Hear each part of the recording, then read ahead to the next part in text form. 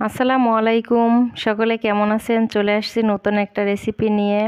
আমার চ্যানেলের পক্ষ থেকে আপনাদেরকে আবারও স্বাগতম। আশা করি আপনাদের কাছে এই রেসিপিটা অনেক ভালো লাগবে। সম্পূর্ণ গ্রাম্য স্টাইলে যে রান্নাটা করে নানি দাদিদের হাতে খেয়েছি, মা চাচিদের হাতে খেয়েছি, সেই রান্নাটাই আজকে আমি করে দেখিয়ে দিব।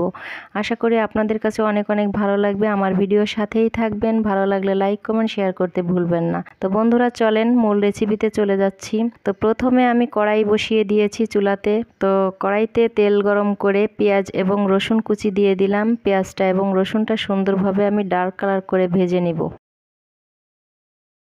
আমার এই রান্নাটাই পুরোনো দিনের এবং আগের দিনে মানুষে কিভাবে কি ব্যবহার করতো সেগুলা জিনিসেরই পাবেন।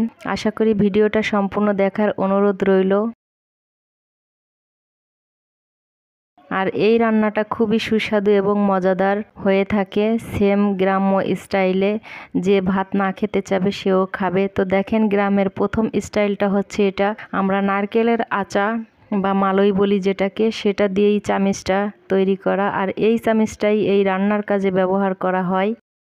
তো আপনাদেরকে সেটাই আমি দেখিয়ে দিলাম। তারপরে আবারও কিছু পেঁয়াজ এবং কাঁচামরিচ কুচি দিয়ে দিলাম। এর সাথে দিয়ে দিচ্ছি টমেটো কেটে রাখা। তো টমেটোটা সামান্য পরিমাণ একটু ভেজে নিব। 1 মিনিটের মতো ভাজা হয়ে গেলে এর সাথে দিয়ে দিব চিংড়ি মাছগুলা।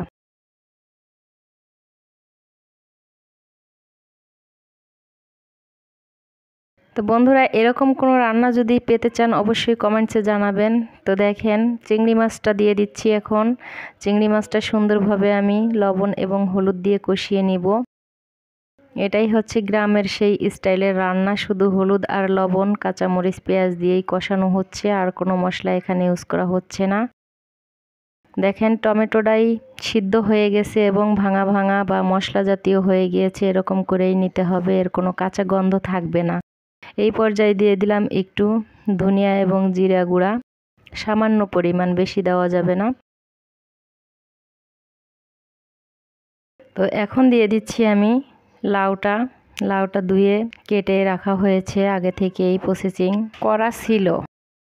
তো দেখেন আমি এখন সম্পূর্ণ লাউগুলা দিয়ে দিচ্ছি। মনে হচ্ছে অনেকগুলা, আসলেই না, এটা একবারে কমে যাবে। লাউটা খুবই সুন্দর, মনে হচ্ছে সিদ্ধ হবে।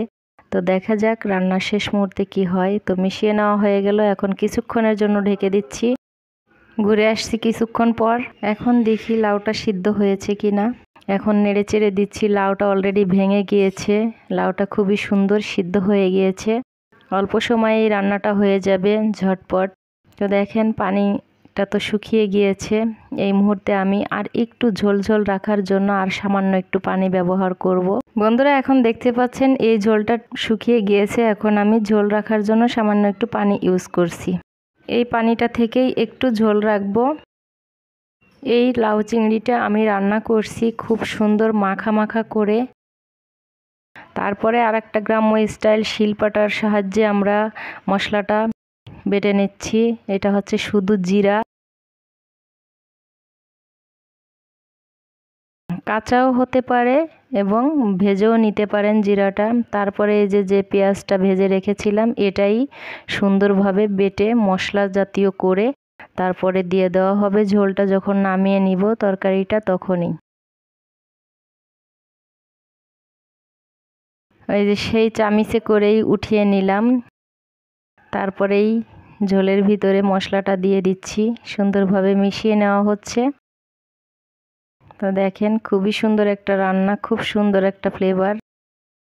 কষ্ট একটাই লাগছে, আপনাদেরকে খাওয়াতে পারছি না, এটাই। আসলে আপনারা অবশ্যই বাসাতে এরকম ট্রাই করলেই বুঝতে পারবেন গ্রামের সেই স্বাদ, গ্রামের সেই মজা। খুবই ভালো লাগবে এই রান্নাটা আপনাদের কাছে। এখন আমি কিছু ধনিয়া পাতা দিয়ে নামিয়ে নিব তরকারিটা। খুব সুন্দর একটা ফ্লেভার বের হচ্ছে। তো ধনিয়া পাতা দিলে তো ফ্লেভারটা আবারও চেঞ্জ হয়ে গেল, আর একটা ফ্লেভার চলে আসছে। তা আমি এটাকেও একটু মিশিয়ে নিচ্ছি।